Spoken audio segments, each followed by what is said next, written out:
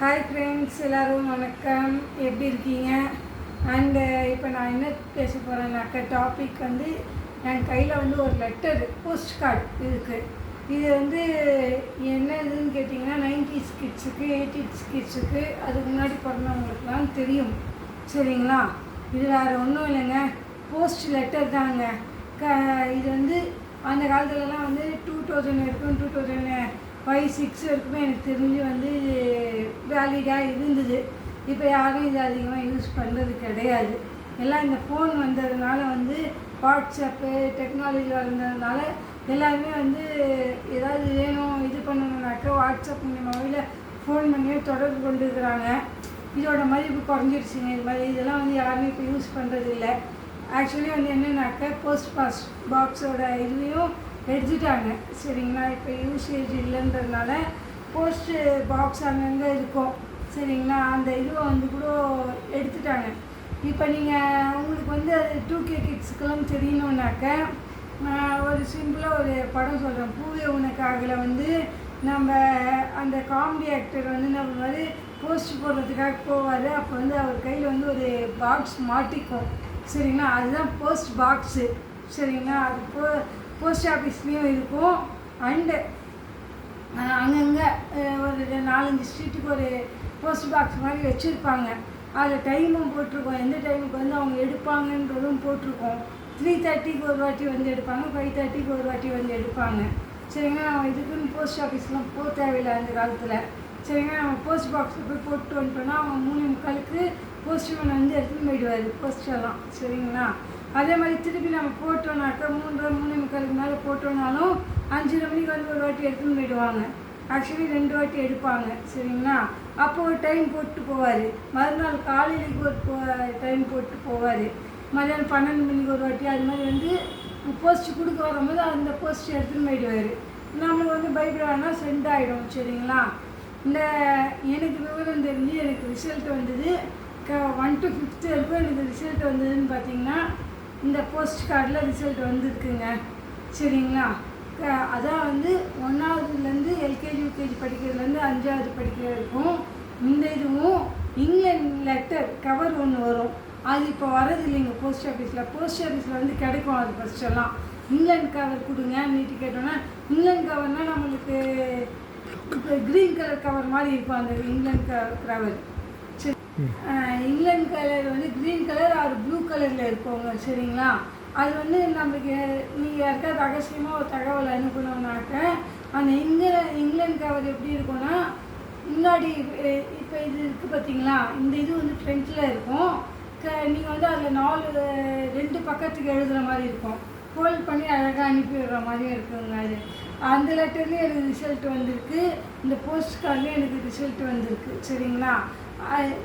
First standard to second standard pass நீட்டு போட்டு first ஸ்டாண்டர்ட்னாக்க இந்த இடத்துல எழுதுவாங்க, டியர் ஐஸ்வர்யா பேரை போட்டு இந்த ஸ்டாண்டர்ட்லேருந்து இந்த ஸ்டாண்டர்டுக்கு போகிறாங்க, பணம் ஃபீஸ் கட்டுறதுக்கு இந்த தேதியில் ஃபீஸ் கட்டிட்டு புக்கை வாங்கிட்டு போங்க நீட்டு இதில் லெட்டர்லேயே குறிப்பிட்டிருப்பாங்க. அந்த தேதியில் போயிட்டு எங்கள் வீட்டில் இருக்கவங்க என்ன பண்ணுவாங்க, பேரண்ட்ஸு போய் பணத்தை கட்டிட்டு அடுத்த வருஷத்துக்கு உண்டான புக்கையும் வாங்கிட்டு வருவாங்க.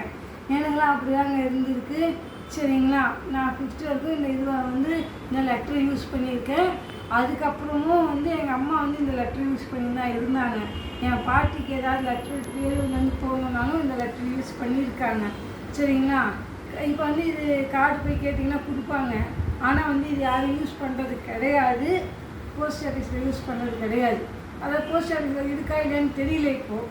சரிங்களா?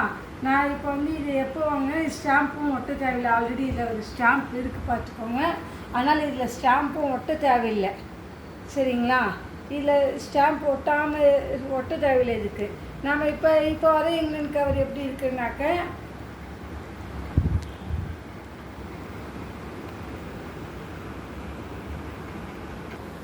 ஒரு நிமிஷம் பேசு.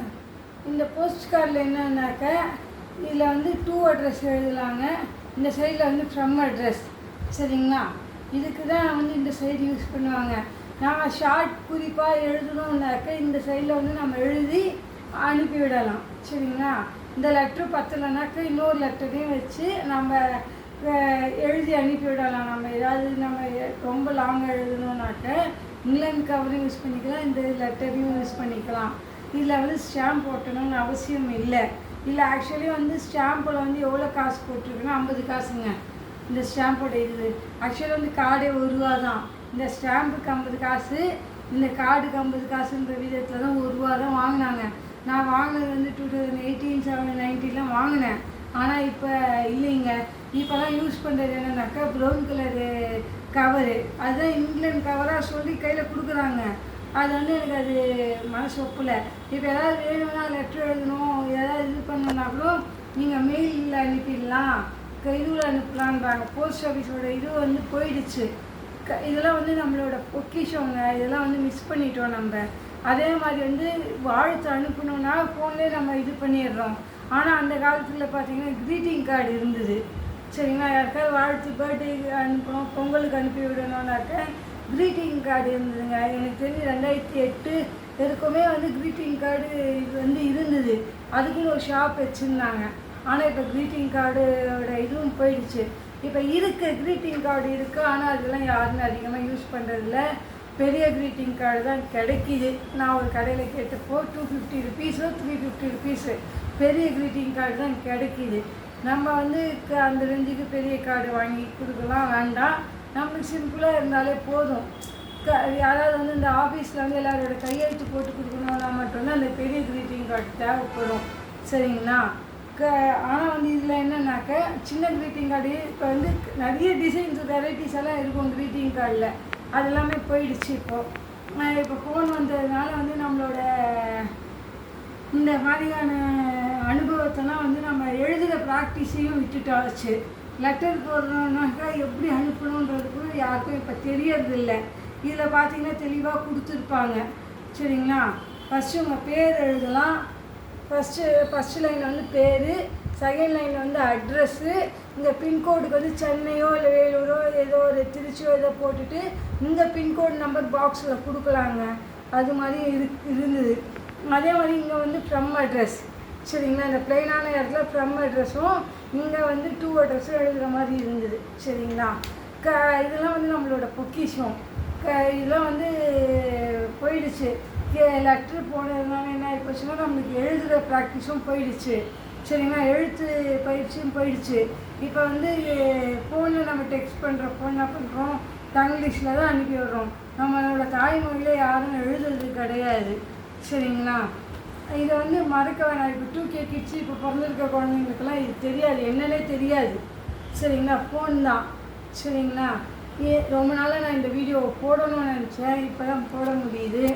சரிங்களா. நம்ம தொலைத்ததில் ஒன்று இந்த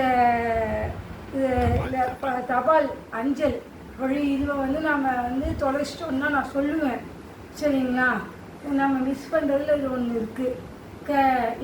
90s கிட்ஸ் எல்லாம் வந்து எதுக்கு லக்கான 90s 80s கிட்ஸ் எல்லாம் ஏன் லக்கானவங்கன்னா இந்த மாதிரியான லெட்டர் மூலிமா 3 நாளைக்கு ஒரு முறை தான் இது வரும். ஸ்பீட் போஸ்டெல்லாம் அப்போ கிடையாது. 3 நாளைக்கு ஒரு முறை தான் வரும். நான் அப்படியே தபால் அனுப்பணுன்னா நம்ம அந்த இங்கிலாந்து கவரில் வச்சு அனுப்பணுன்னாலுமே 3 நாள் ஆகும். சரிங்களா. ஸ்பீட் போஸ்ட் அப்போல்லாம் கிடையாது. சரிங்களா. ஒருத்தரோட லெட்ரு வரணுன்னா நம்ம 3 நாள் வெயிட் பண்ணணும், ஃபோன் இல்லாத காலத்தில். சரிங்களா. நாங்களாம் வந்து இதை அனுபவிச்சுருக்கோங்க இந்த லெட்டரை. சரிங்களா.